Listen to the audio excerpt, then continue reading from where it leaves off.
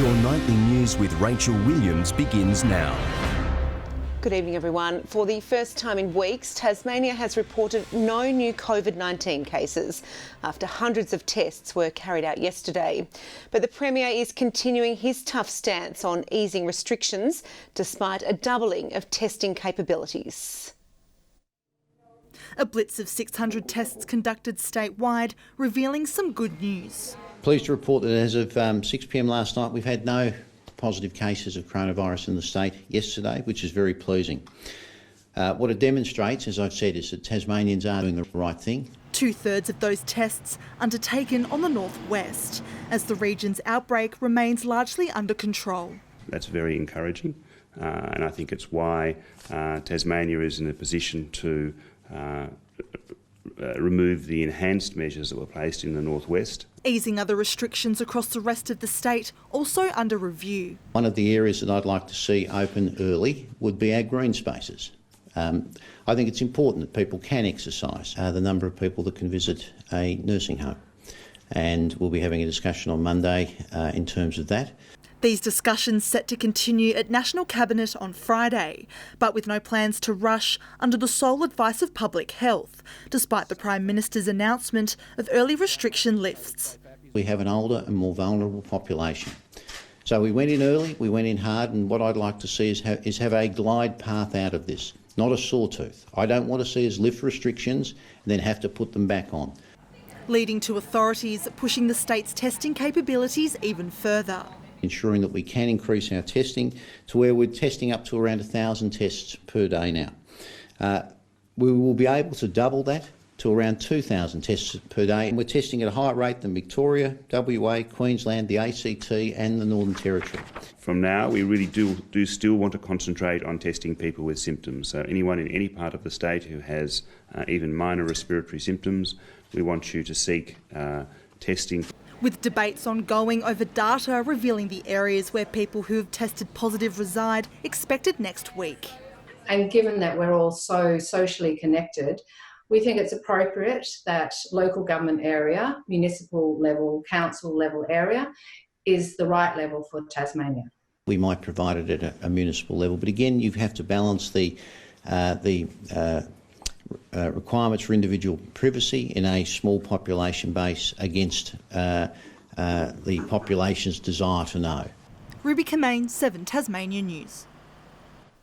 New figures are pointing to a looming crisis in Tasmania's construction industry as demand for new homes comes to a halt. Industry groups predict 800 less homes will be built over the next year, leaving the futures of staff and businesses in limbo. At this construction site near Georgetown, builder John Faulkner is as busy as ever. The work is already in the pipeline. It's jobs that have been started in December, January. But he fears in 6 months it could be tools down as new home orders drop off dramatically. No one in the last month to 6 weeks we've had any inquiries for new homes, new buildings, new projects or anything. It's been very quiet. Just months ago, Tasmania was being championed as the strongest building industry in the country. Now new modelling predicts a decline in construction of close to 30% over the next 12 months. That presents quite a significant risk to the industry, to the 6,000 businesses and the 20,000 workers that it supports. The concerns I've got is that I'm going to have to lay off good staff, good workers. Nationwide, the Master Builders Association forecasts that casualty ward will grow as large as 40,000. The impacts of COVID-19 are consistent across the country. It's hitting everywhere. The industry is calling on the government for support through new stimulus packages to boost the number of new home builds. And they're tailored to ensure that the building industry keeps capacity so that it can play that leading role in the recovery phase. Garth Burley, 7 Tasmania News. A new report shows Tasmania's road toll climbed by more than 20% over 12 months before coronavirus restrictions came into effect. While there are less people currently travelling due to the pandemic, the state's peak motoring body is urging motorists to increase their vigilance behind the wheel. The state's roads might be quieter, but it doesn't make them any less dangerous. A new report released today by the Australian Automobile Association revealing shocking Tasmanian statistics from the first quarter of the year. The first 3 months for road safety in Tasmania were horrific. We saw some very significant incidents and unfortunately fatalities, and these have a significant effect on the Tasmanian community. Our roads saw multiple significant incidents, resulting in 77 people with serious injuries and unfortunately 15 deaths. The report also showing that in the 12-month period to March 2020, 37 people died on Tasmania's roads, up from 30 during the same time the previous year. And if you look at Tasmania as a per head of population, we're actually performing second worst across Australia. April's data is looking promising, partly due to people working from home and limiting unnecessary travel due to social distancing restrictions. We have had less traffic on our roads for obvious reasons in terms of the shutdown. I think this Easter was the first time in a long period where we had seen no fatalities. We need to remember that it is a significant issue, even as we've seen April be a much better month than previous. If we go back to our old ways and the old ways of driving, we will see an increase in those statistics. Urging Tasmanians to drive to the conditions as the weather gets wilder and to limit distractions while behind the wheel. Ebony Ablett, 7 Tasmania News. If you didn't know already, we have a reminder. Mother's Day is just a little more than a week away, and a Tasmanian woman is doing her bit to ease the strain of gift shopping amid coronavirus. Serena Rosevear has been leaving free DIY necklace kits outside her West Launceston home for families to create presents at home. The idea was sparked after seeing a post on Facebook about a lack of craft coming home from school in the current climate. Thought I can supply a craft activity that's easy to do and that will give mums a present and get dads off the hook. She says the free offer has been taken up by more than 20 people so far. Yeah, lovely idea. Well, the state and federal government have signed a new partnership aiming to boost the state's capacity to support Tasmanians experiencing domestic, family and sexual violence. The deal provides $1.4 million this financial year, with the government working with the community to deliver funding appropriately. It's aimed at improving the health, safety and wellbeing of those who may be experiencing or at risk of violence during the pandemic. This is on top of the $2.7 million recently announced in the government's economic and social support package. Australia's 2 cricket captains have spoken of the massive culture change in the squad.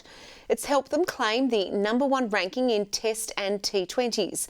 But both Tim Paine and Aaron Finch have unfinished business. Tim Paine has climbed to the top in world sport. Now he's taken on an ambassador role with the Beacon Foundation to help young Australians in challenging times. An opportunity for me to sort of give back to help, I suppose, Australian teenagers, tell them my story and try and inspire them to chase their dreams. Speaking exclusively on Sunrise, the Aussie Test captain couldn't be prouder after ending India's 4.5-year reign at the top. Obviously, we're really proud of it, very pumped with that news. As you said, a lot of people, not just myself and Justin, we've had a hell of a lot of people put a lot of work in over the last couple of years. But there's no room for complacency, with India scheduled to tour Australia this summer and the Test Championship to be decided next year. So we'd love to be at Lords at some stage playing in that final. That's the main goal for our team. There's been a huge culture change in the Aussie camp and it's clearly paying off, going to #1 in the world for the first time in 2020 cricket.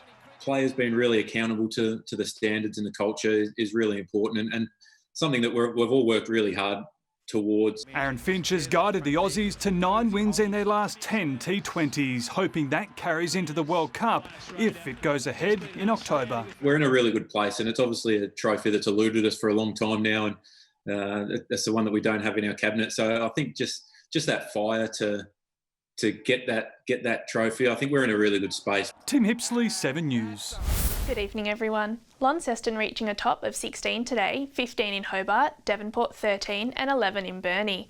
Around the state, 16 in St Helens, Ouse 15, Flinders Island and Low Head both reaching 14, and Grove and Friendly Beaches 13 degrees. A low pressure system can be seen passing to the east of Tasmania today, and across Australia, a broad area of cold low-level cloud can be seen moving over the southeastern states, while isolated thunderstorms can also be seen over the northwest coast. Tomorrow's chart shows the low pressure system lying over the Tasman Sea with an associated cold front extending to its north. Southwesterly winds tomorrow 20 to 30 knots, reaching 35 knots about the east early in the morning. South to southwesterly swells reaching 4 to 5 metres. There is a gale warning current for eastern coastal waters from the northern tip of Flinders Island to southeast Cape. A strong wind warning is current for all southeast inshore waters, the Central Plateau Lakes, and for all the remaining Tasmanian coastal waters except Banks Strait and Franklin Sound. A minor flood warning is also current for the Huon catchment. Looking at tomorrow's forecast, cloudy in the south with Hobart 13 degrees, 13 in Richmond, Ouse 12. Launceston partly cloudy and 14, 14 in Devonport, Deloraine reaching 12. Burnie a top of 14, showers and 12 in Strawn, Curry 14 with a possible shower. And in the east, St Helens partly cloudy and 14, 14 and cloudy in Swansea, and Whitemark reaching 14 also. Looking on to Monday now, showers about the west and far south, fine elsewhere. Fine on Tuesday, apart from possible light showers about the west. And on Wednesday, fine apart from light showers about the west coast and the north. Perth 29 tomorrow, cloudy and 17 in Adelaide. Canberra and Sydney mostly sunny and 25 in Brisbane. And currently Hobart, showers and 10 degrees, partly cloudy and 13 in Launceston, and mostly clear and 12 in Devonport. And Rach, that's Saturday night's weather. Lovely. Thank you so much for that, Chelsea. Well, that's all your news for now. Thanks for joining us. Have a great night. See you tomorrow at 6. Bye for now.